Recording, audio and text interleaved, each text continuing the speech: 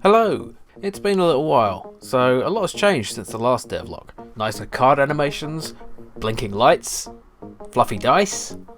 Mostly it's been improvements in the visuals and the interface. I've been trying to get to a point where I have enough material for a teaser trailer so I can make a store page and have somewhere to send people to wishlist it and spread the word. Apparently, the earlier you get a store page up, the better. So, let's go through the changes so far.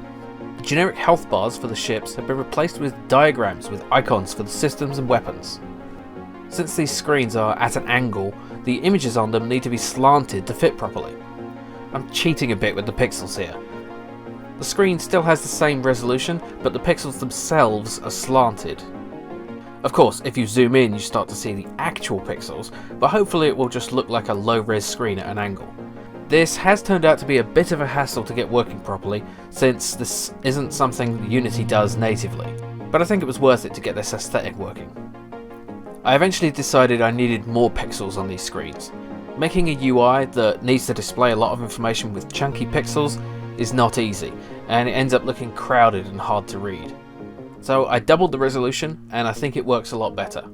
In this universe, the screens have higher fidelity than the world. But this is HD TV. It's got better resolution than the real world. The lower panels show the health status of the enemy and player ships, divided into shields and hull. Pretty standard sci-fi combat rules. Shields block damage and can be recharged in combat. Repairing hull is more difficult and will probably only be regained between battles. However, shields won't completely block all damage until they're exhausted. Depending on the type of attack, some damage may get through. Shields are better at blocking energy weapons than physical, so 25% of energy damage will get through, but 50% of physical damage will. But since the cards are doing damages in the single digits, and there will be no fractional damage, the way this manifests should lead to some interesting gameplay decisions. Here's how it works. The shields will let through every 4th point of energy damage. So an attack doing 4 will have 3 of those blocks, and 1 will get through. But a single attack doing 3 or less damage will not let any energy through the shields. This means that energy weapons that do powerful single bursts will be more effective at getting through the shields than weapons doing multiple, less damaging attacks. So it will be important to decide what order to use the cards in, and what cards to add to your deck to get the most effective attacks. Since physical damage gets through more easily, one effective tactic may be to try to destroy the shield generator, which can take out all the shield capacity immediately, then letting loose with energy weapons while the ship is vulnerable. There's also opportunity for interesting counters to these effects, like a card that can remodulate the shields to be more resistant to one damage type, and less to another. My goal is to make it so that the tactical decisions of the player really matter, and that understanding the mechanics will be a key to victory. I'm quite happy with the card animation now, with the cards dealing into the hand one by one, and the selection and playing is much more responsive.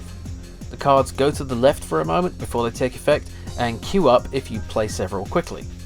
The enemy cards also appear on the other side as they're played. I also decided to double the resolution of the cards as well. The design has been through a few iterations, but I think this one will stick.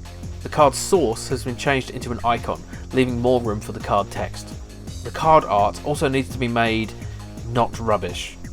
I want them all to have some basic animation, like this one for firing a missile. The background is a separate layer, with the scrolling being done with a shader. Having 2 layers like this should allow for some nice varied animation for the card arts. Destruction effects on the enemy ship are working now. The ship has a number of areas or nodes that can be hit by any attack. Some are just parts of the hull, and others are systems like weapons or engines. Most attacks hit a random node, while some can target directly. When a node takes enough damage, it shows a breach in the hull with sparks coming out. I'm quite pleased with this effect. You can also see the shield impacts now too. I still need to make it so the ship actually explodes when its hull reaches 0 though. The trailer is going to include a short clip from what will become the intro sequence, briefly laying out the premise for the game. The ship falls through a space anomaly and ends up in a strange part of the universe. The goal being to find technology in order to get home. Sounds familiar. I used the same lighting technique that I used to create the enemy ship to create the player ship. Starting with a 3D model and then creating a pixel art version, then using normal maps to create the lighting. Combined with this pixel art space background, I think the lighting looks pretty nice. To complete the trailer, I'll need a shot of the ship falling through a space anomaly, nice card art for all the cards that will be shown, probably several new cards as well, also some other ship types, and probably at least one of them exploding nicely. I think also a mock-up of the progression of the game like a map screen showing how the systems are upgraded, which will improve and add to the cards in your deck. Once the trailer is ready, I'm planning to make a tutorial showing how I got the smooth card animation working. If there's anything you'd be interested in seeing me cover in more detail, or if you have any suggestions for the game, let me know in the comments. I'm still streaming on most Thursdays, but I'm going to be trying out an earlier stream time, 3 PM GMT, or 3 hours earlier than my usual time. Follow me on Twitch to be sure not to miss it. Development on this game has been a little slower than I'd hoped, partly because I've been doing some freelance work to make ends meet, and also because everything takes longer than you think it will. I appreciate your patience, and I hope you'll continue to watch as the game comes together. Thanks for watching, and special thanks to my patrons who are now appearing on screen.